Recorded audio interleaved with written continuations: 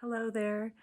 I am printing a red sampler today because I want to see how the red flowers that are in my garden right now will do with a different method for sealing the print. So I'm going to show you the process and we'll see what the results are together. So let me show you what I'm working with today.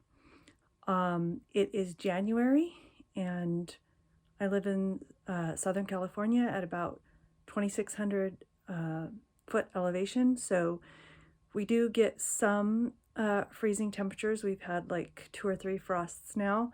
And I'll show you the plants that I have in my garden right now. Currently, the red flowers that I have in my garden are this viola, salvia,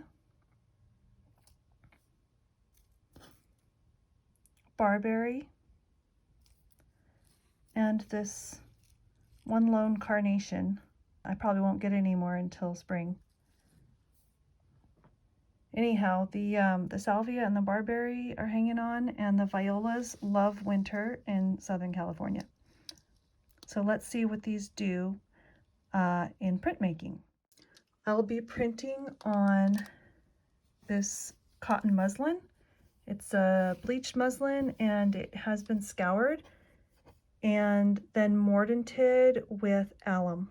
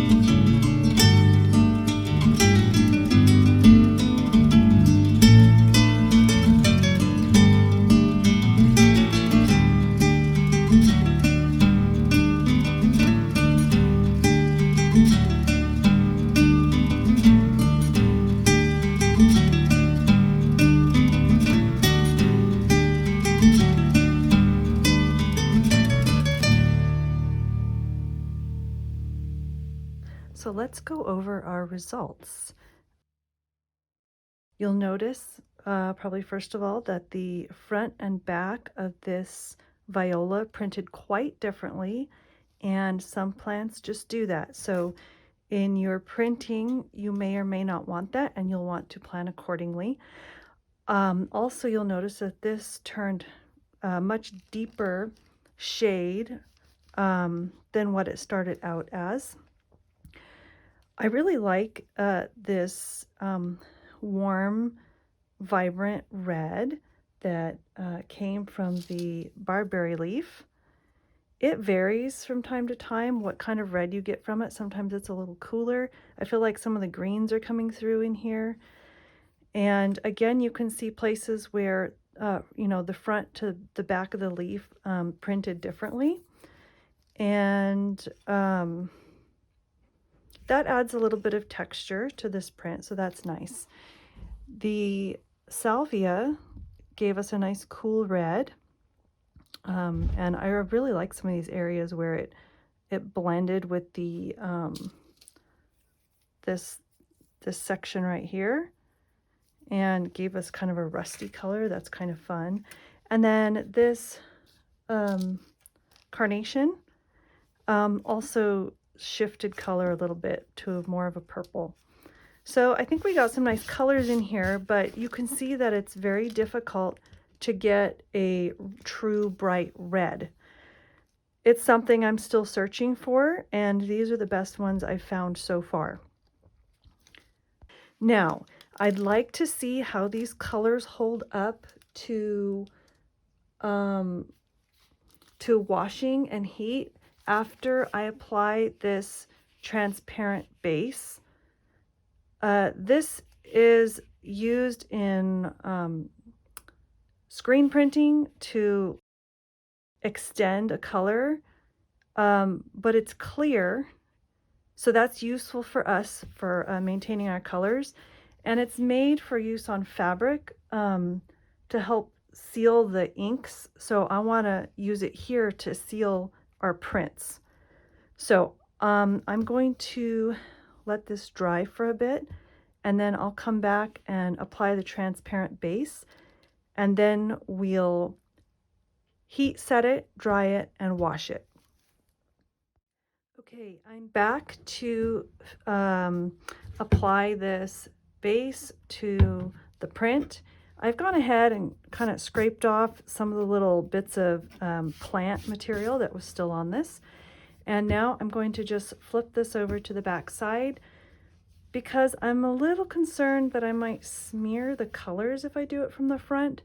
I don't know. That's just, I don't know, my inclination is just to do it the other way. So I'm looking at the back side now, and I'm just going to get up a little bit of this acrylic base on my spatula and just kind of smooth it into the fabric.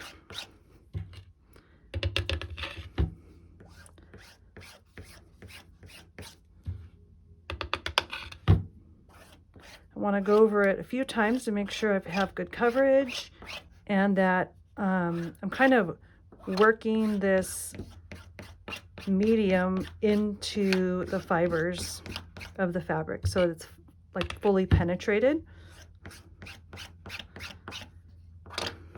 I don't want to leave any blobs on there, so I guess I'll go back now and try to remove excess. And let's see where we're at.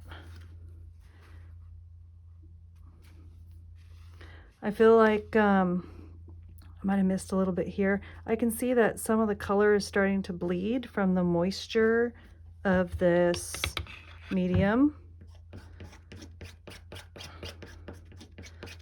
So I think what I'm going to do is try to dry this relatively quickly so I don't have any more bleeding. Look, there's color coming out on my spatula.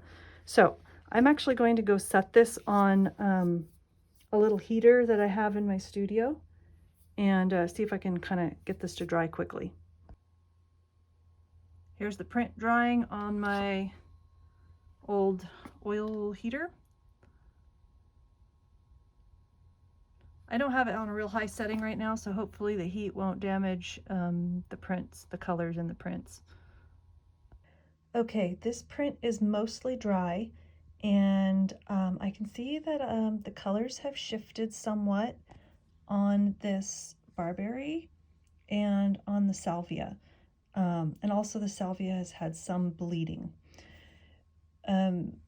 The barberry, as you can see, more the greens are coming through and some of the reds are fading out, and that could either be from the moisture or the pH of this, I'm not really sure, or it could be from the heat from drying. It's really hard to know at this point. The salvia is has lost a little bit of its red hue as well. So this seems to be sort of a greeny black at this point. It's kind of exciting to have that blackish color. I do see one barberry leaf has maintained some red, so hopefully we can hang on to that through the rest of this process. I have heat set the acrylic transparent base on here, I set my iron to the synthetic setting and ironed this for 3 minutes.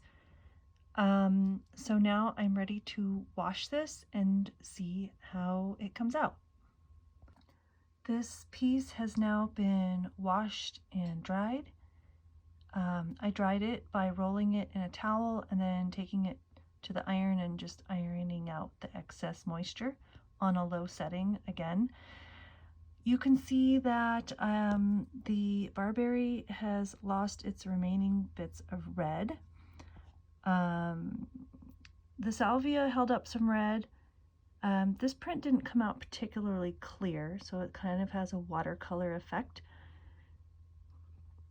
The carnation prints maintained that purple color and also still look quite crisp. So I'm really pleased with that one. For the sake of comparison, I printed this. It's just a fresh print. It hasn't been treated with, or it hasn't had the base applied. It hasn't been washed or ironed. So you can see the difference that the heat and the washing makes. So if you want to use these reds and maintain the colors, I would recommend using them for things like cards or framed prints that will never be washed. And then if you're going to use them in something that will be washed, just plan for some changes in the colors.